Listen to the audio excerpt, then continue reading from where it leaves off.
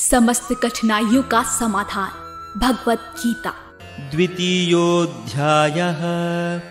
आश्चर्यवत् पश्यति कश्चिदेनम्, आश्चर्यवद्वदति तथैव चान्यः, आश्चर्यवच्चैनमन्यः शृणोति, श्रुत्वाप्येनं वेद न चैव कश्चित्।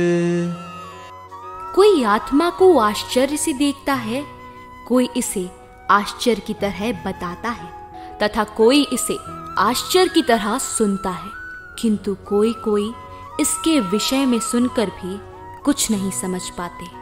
तात्पर्य, चूंकि गीता उपनिषद उपनिषदों के सिद्धांत पर आधारित है, अतः कठोपनिषद में इस श्लोक का होना कोई आश्चर्यजनक नहीं है। विशाल पशु, विशाल वट वृक्ष तथा 1 इंच स्थान में लाखों करोड़ों की संख्या में उपस्थित सूक्ष्म कीटाणु के भीतर अणुआत्मा की उपस्थिति निश्चित रूप से आश्चर्यजनक है। अल्पज्ञ तथा दुराचारी व्यक्ति अणुआत्मा के स्फुलिंग के चमत्कारों को नहीं समझ पाता, भले ही उसे बड़े से बड़ा ज्ञानी, जिसने विश्व के प्रथम प्राणी ब्रह्मा को भी शिक्षा दी हो, क्यों ना समझाएं।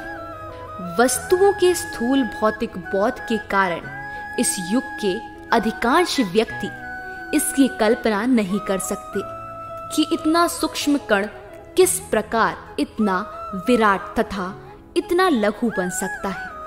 अतः लोग आत्मा को उसकी संरचना या उसके विवरण के आधार पर ही आश्चर्य से देखते हैं। इंद्र तृप्ति की बातों में फंसकर लोग भौतिक शक्ति से इस तरह मोहित होते हैं कि उनके पास आत्मज्ञान को समझने का अवसर ही नहीं रहता।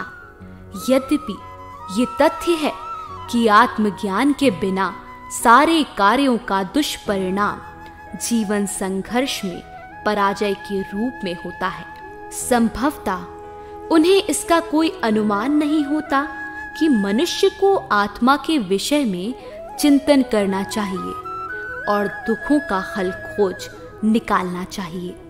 ऐसे थोड़े से लोग जो आत्मा के विषय में सुनने के इच्छुक हैं, अच्छी संगति पाकर भाषण सुनते हैं, किंतु कभी कभी अज्ञानवश वो परमात्मा तथा अणुआत्मा को एक समझ बैठते हैं। ऐसा व्यक्ति खोज पाना कठिन है जो परमात्मा, अणुआत्मा, उनके पृथक पृथक कार्यों तथा संबंधों एवं अन्य विस्तारों को सही ढंग से समझ सके।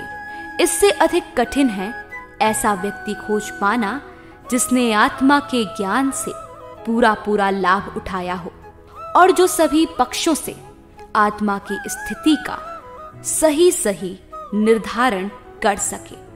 किंतु यदि कोई किसी तरह से आत्मा के इस विषय को समझ लेता है तो उसका जीवन सफल हो जाता है। इस आत्मज्ञान को समझने का सरलतम उपाय ये है कि अन्य मतों से विचलित हुए बिना परम प्रमाण भगवान कृष्ण द्वारा कथित भगवत गीता के उपदेशों को ग्रहण कर लिया जाए।